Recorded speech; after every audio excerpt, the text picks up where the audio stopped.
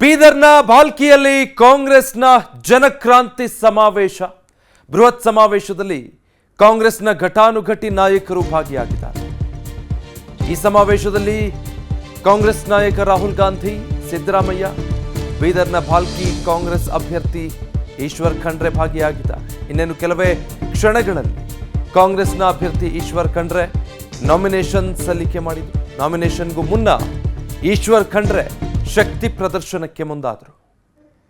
वो 4 चीजें हम पूरी करके दिखा देंगे और इन 4 चीजों से कर्नाटक के किसानों को, गरीबों को, छोटे व्यापारियों को फायदा होगा. किसी 2-3 बड़े अरबपतियों को, अदानी जैसे लोगों को फायदा नहीं होगा.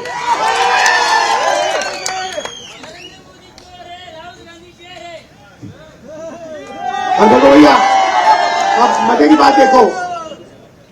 आपने बोला कि मैंने बीजेपी के भ्रष्टाचार के बारे में सवाल उठाए. आपने मेरी स्पीच सुनी होगी पार्लियामेंट हाउस में, सुनी ना? मैंने सिर्फ एक बात पूछी. मैंने नरेंद्र मोदी जी से पूछा, मोदी जी आपका अदानी जी से रिश्ता क्या है? ये आपने हिंदुस्तान के पोर्ट्स, एयरपोर्ट्स, पूरा का पूरा धन एक व्यक्ति को पकड़ा दिया. ये क्या किया, क्यों किया? और दूसरा सवाल, ये जो 20,000 करोड़ रुपए अदानी जी की शेल कंपनीज में है, ये किसका पैसा है, ये बता दो. और देखिए क्या हुआ.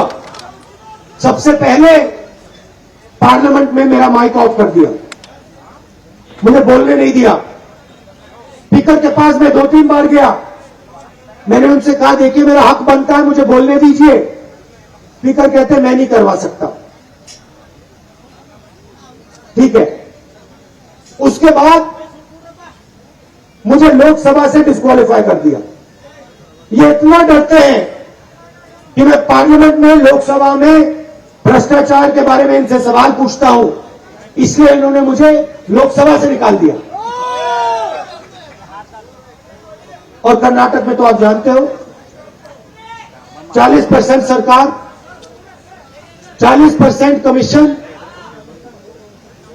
जो भी आपको करवाना हो, चाहे वो छोटा काम हो, बड़ा काम हो, अगर आपको कर्नाटक में सरकार से काम चाहिए तो 40% कमीशन पहले उनको दीजिए, नहीं तो काम नहीं होने वाला. कॉन्ट्रैक्टर्स एसोसिएशन प्रधानमंत्री को चिट्ठी लिखता है. वही मोदी जी जो भ्रष्टाचार की बात करते हैं, स्टेज में आके भ्रष्ट लोगों के साथ खड़े होते हैं, उन्हीं को कर्नाटक के कॉन्ट्रैक्टर्स एसोसिएशन ने चिट्ठी लिखी. क्या कहा कि कर्नाटक में 40% कमीशन लिया जा रहा है.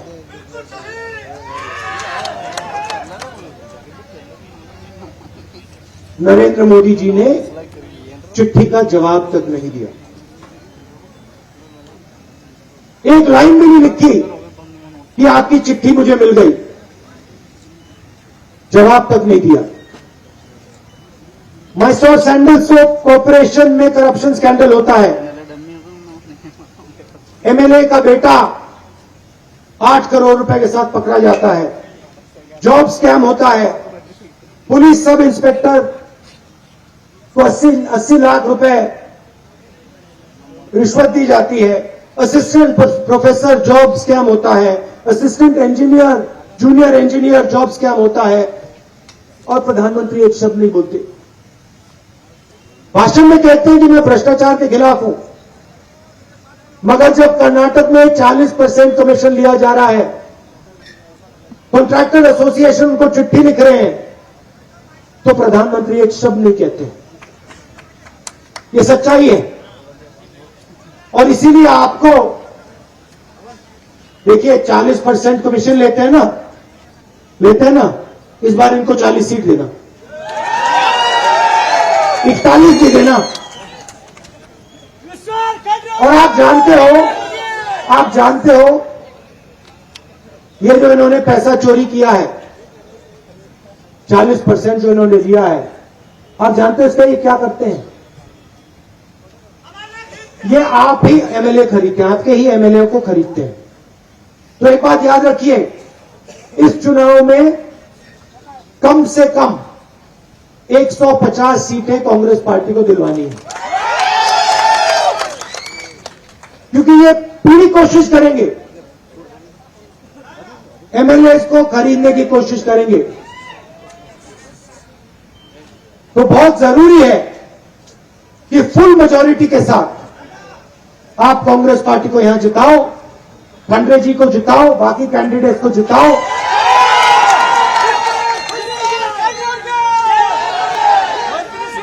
और ये जो वोट है, ये भ्रष्टाचार के खिलाफ 40% सरकार को हटाने का वोट है।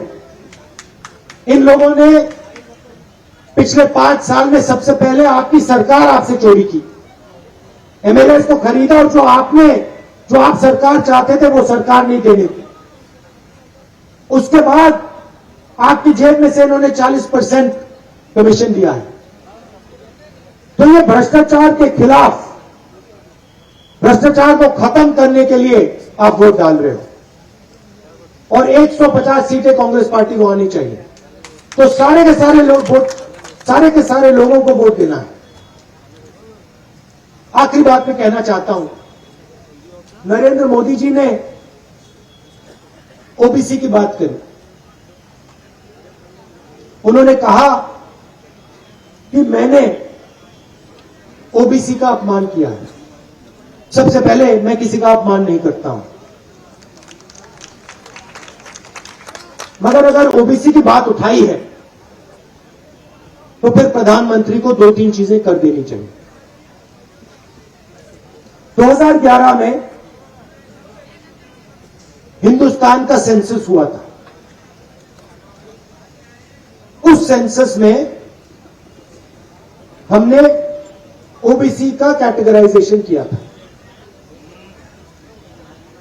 आज तक वो सेंसस रिपोर्ट पब्लिक नहीं बनाई गई। देखिए, अगर हमें सबको भागीदार बनाना है तो यह तो पता होना चाहिए कि कितनी आबादी किसकी है। ओबीसी की कितनी आबादी है, दलितों की कितनी आबादी है, आदिवासियों की कितनी आबादी है। यह पहला कदम है। अगर हमें यही नहीं मालूम कि देश में ओबीसी कितने हैं, आदिवासी, दलित, बाकी लोग कितने हैं, तो हम सबको भागीदार कैसे बनाएंगे। तो पहला कदम, अगर हम देश में ओबीसी को आगे बढ़ाना चाहते हैं, उनका हक उनको देना चाहते हैं, तो पहला कदम है कि ओबीसी सेंसस में जो डेटा है उसको प्रधानमंत्री रिलीज कर दे, पब्लिक कर दे। और मैं आपको गारंटी दे देता हूं कि हिंदुस्तान के प्रधानमंत्री ये नहीं करेंगे, क्योंकि वे सचमुच में ओबीसी का भला नहीं चाहते हैं। और कांग्रेस पार्टी ये काम एकदम कर देगी।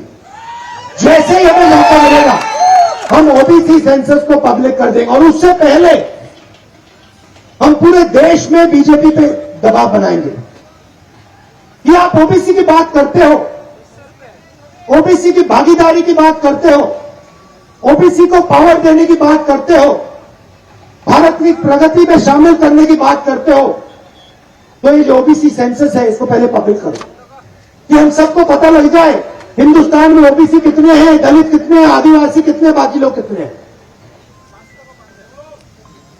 पहला कदम यह है। दूसरा कदम, जितनी आबादी एससी और एसटी की है उतना रिजर्वेशन उनको मिलना चाहिए। और तीसरा कदम, जो ये 50% का कैप लगा रखा है रिजर्वेशन पे कि 50% से ज्यादा रिजर्वेशन नहीं हो सकता। मोदी जी, अगर आप ओबीसी की बात करते हैं तो इस कैप को आप हटा दीजिए, 50% को रद्द कर दीजिए, फिर ओबीसी की बात करिए। उससे पहले आप ओबीसी की बात मत करिए। तो ये मेरा आपके लिए मैसेज था। भ्रष्टाचार के खिलाफ खड़े हो जाइए। 40% सरकार को हटा के 40 सीटें दिलवा दीजिए। कांग्रेस पार्टी को 150, कम से कम 150 सीट दीजिए। और जो हमारे 4 वायदे हैं वो शुरुआत है। ये मत सोचिए कि हम सिर्फ 4 वायदे करेंगे, वो हम पहले दिन करेंगे और वो हमारा पहला कदम होगा। और उसके बाद हमारी सरकार कर्नाटक की जनता के लिए होगी, किसानों के लिए, मजदूरों के लिए, छोटे व्यापारियों के लिए हम अपनी सरकार चलाएंगे। 2-3 उद्योगपतियों के लिए यहां पे सरकार नहीं चलने वाली है। आप दूर दूर से आए, इसके लिए आप सबको दिल से धन्यवाद करता हूं। हमारे जो कैंडिडेट्स हैं, खांडे जी, बाकी हमारे कैंडिडेट्स हैं, उनको भारी बहुमत से आप जिताइए। धन्यवाद। जय हिंद।